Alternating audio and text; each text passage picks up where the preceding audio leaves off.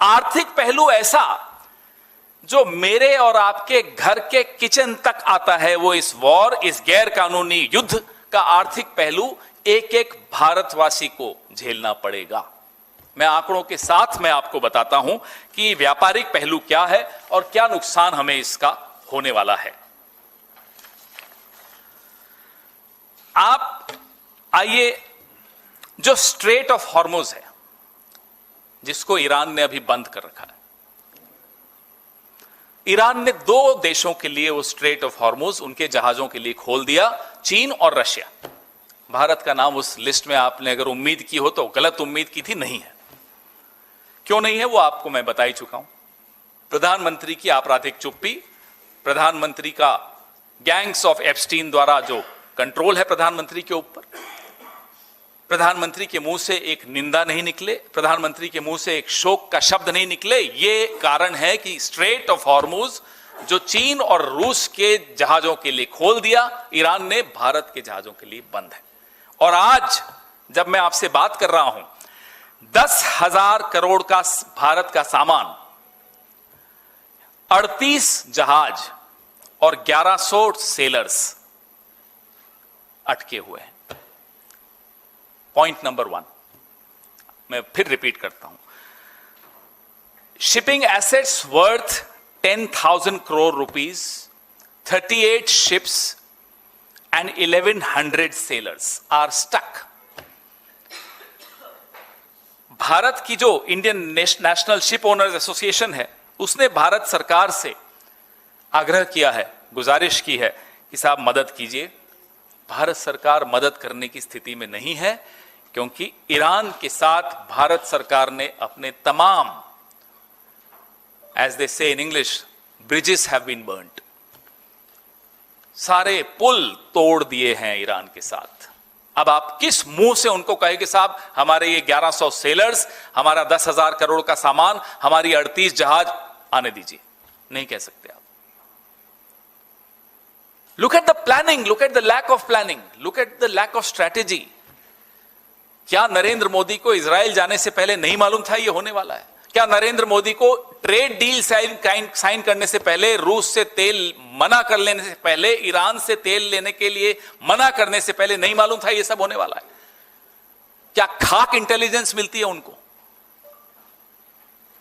अब अगर आप इंटेलिजेंस 2014 से लेकर अब तक पूरे विदेश मंत्रालय के अमले को दरकिनार करके हरदीप पुरी, एप्स्टीन और अनिल अंबानी के ऊपर निर्भर करोगे तो यही होगा जो हो रहा है। अब मैं आपको बताऊं कि पिछले 5 साल में भारत सरकार जो क्रूड ऑयल लेता है उसका आधा, लगभग आधा, और जो एलएनजी लेता है उसका भी आधा, और जो एलपीजी, जो हमारे घर में गैस होती है, 85% उस एलपीजी का इस स्ट्रेट ऑफ हॉर्मुज से निकलकर आया, जो आज बंद है भारत के लिए। नुकसान जो होने वाला है हमारे आपके घरों में, हमारे आपकी जेब को, ये नुकसान होने वाला है। जो हमारा हाई स्पीड डीजल है, जिसका 22% रोड ट्रांसपोर्ट पे जाता है, ट्रकों में और इन सब पे, 14% रेलवे उस पर निर्भर करता है, माइनिंग और क्वायरिंग पे 13% निर्भर करता है, मैन्युफैक्चरिंग 12% इस डीजल पे निर्भर करता है, shipping 7%, agriculture and food processing 4%, power generation 4% और मिसलेनियस 26%। इन सेक्टर्स, इन क्षेत्रों का क्या होगा, ये जवाब कौन देगा? एप्स्टीन देगा, हरदीप पुरी देगा, अनिल अंबानी देगा? कौन देगा? क्योंकि नीतियां तो यही लोग बनाते हैं। किस देश से रिश्ता रखना है, किससे नहीं रखना, ये तो मोदी के हाथ में ही नहीं है, क्योंकि मोदी की जो डोर है वो किन्हीं और हाथों में है, गैंग्स ऑफ एप्स्टीन के हाथों में है।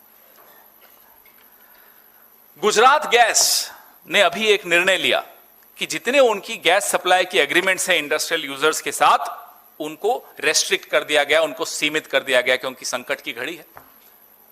अब 32% जो गैस, उस पर निर्भरता फर्टिलाइजर्स की है, 32%।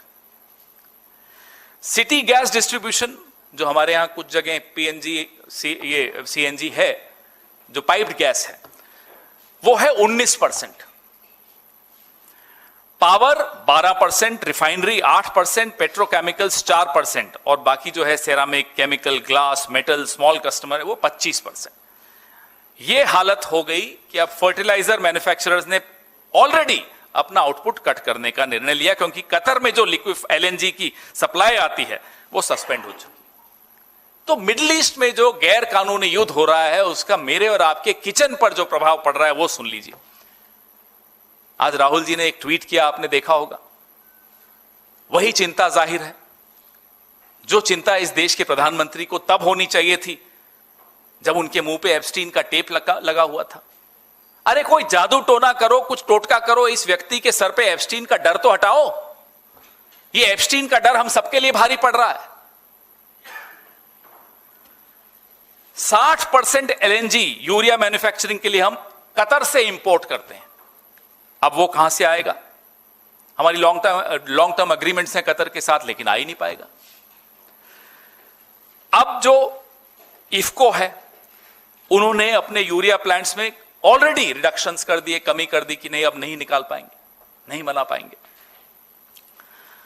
40% यूरिया और फॉस्फेटिक फर्टिलाइजर हम मिडिल ईस्ट से खरीदते हैं। बताइए साहब कहां से आएगा?